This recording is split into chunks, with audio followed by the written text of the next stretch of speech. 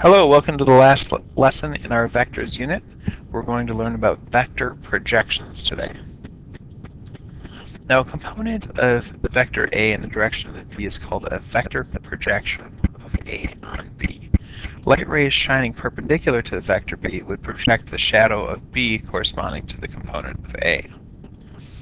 So, the projection of A on B would start here and go up until this point. Notice that this is perpendicular.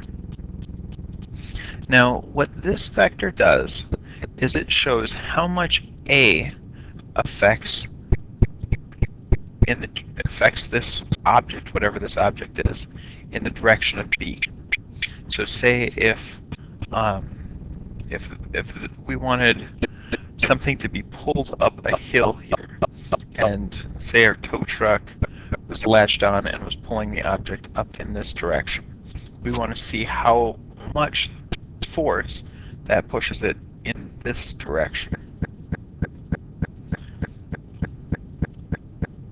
Alright, now if we want to draw a vector projection of E on F, what we do is we make a perpendicular line. Remember, perpendicular meets at 90 degrees. And the vector projection of E on F is this blue vector here. And the vector projection of F on E, we go perpendicular. And it's not going to hit a perpendicular, but so we're going to have to extend it. So if F on E, the vector projection is stronger than E itself. That's this vector. So F is going to have more force in the direction of E than E is.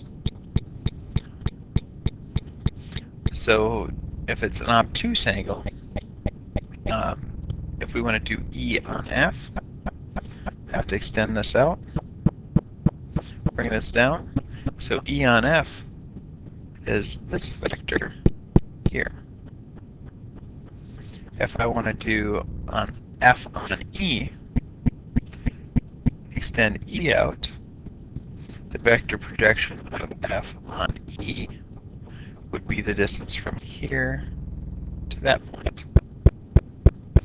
So if it's obtuse, the projection is going in the opposite direction of our vector. So those forces are working against each other. The scalar projection of A on B is A, magnitude of A, times the cosine of theta. The vector projection of A on B is vector P is going to be our scalar from up here times our unit vector. So here we're going to do a couple more sketches. Sketching A on B would be this vector. A on B here would be this vector.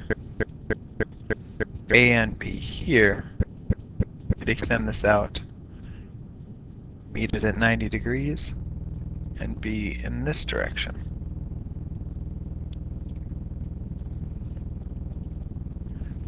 Find the scalar projection of A on B. So in this case, if we come down like this, it's this vector right there. Say if we call that x, cosine of 34 would equal x over 10.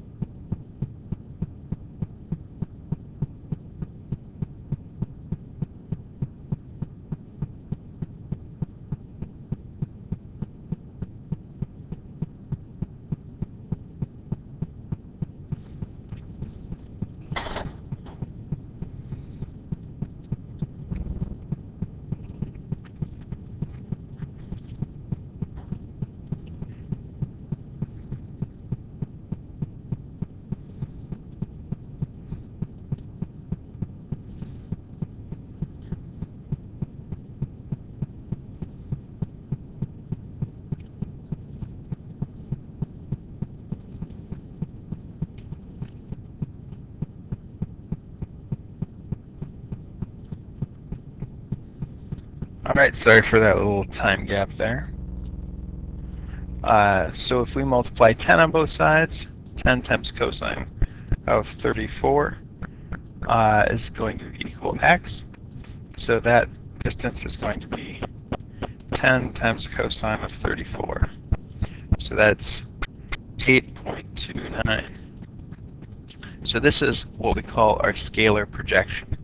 And what we said earlier in a previous slide, we said that it was the magnitude of a times cosine of theta, which is exactly what we did here. Magnitude of a, 10 times cosine of theta. So that's how we get our 8.29. Now if we want to find the vector projection of a on b, what our vector projection was, we take our scalar projection and multiply it by our unit vector. So our scalar projection is 8.29. We multiply it by our unit vector. Our unit vector is this magnitude divided by each of these. So it would be 1 over root 14i plus 3 over root 14j plus 2 over root 14k. Now if I multiply that 8.29 times 1 divided by root 14,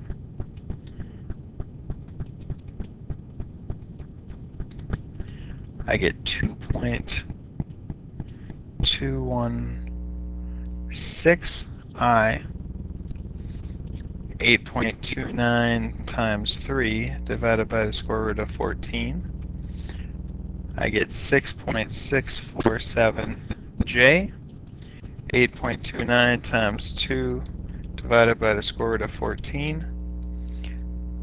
That's 4.431k. That's what we call a vector projection.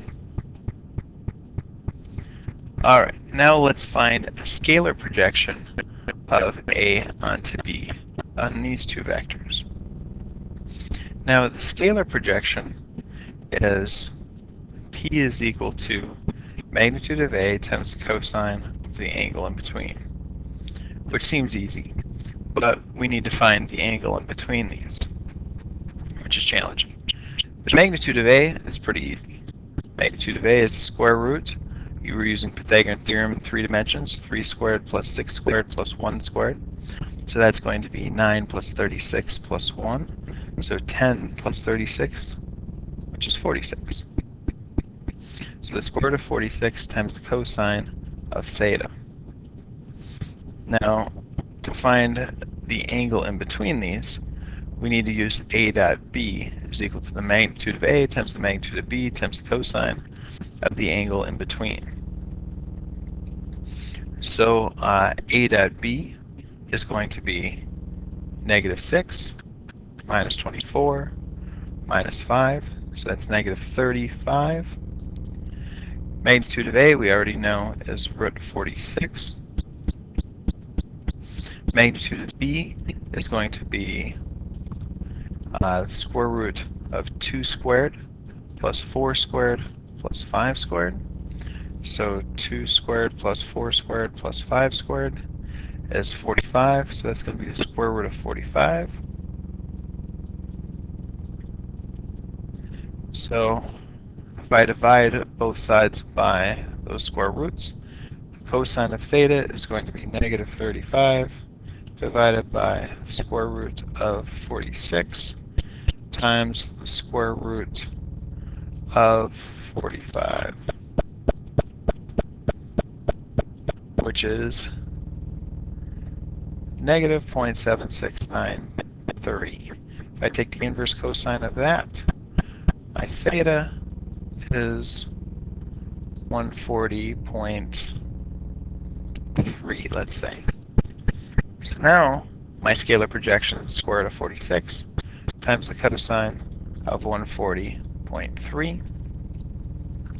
Square root of 46 times cosine of 140.3. So my scalar projection is negative 0.5218.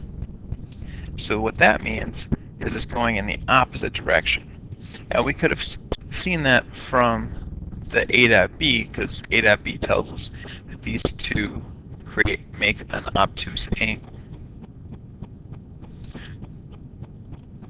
Alright, so what does the negative value for P mean in this case? It means that it's obtuse, so our scalar projection is working against our other vector. Alright, now you guys try this one. Find the vector projection of A on B. Well, we already did the scalar projection. Hopefully, yep, it's the same numbers. So negative 5.218. 5.218 is P.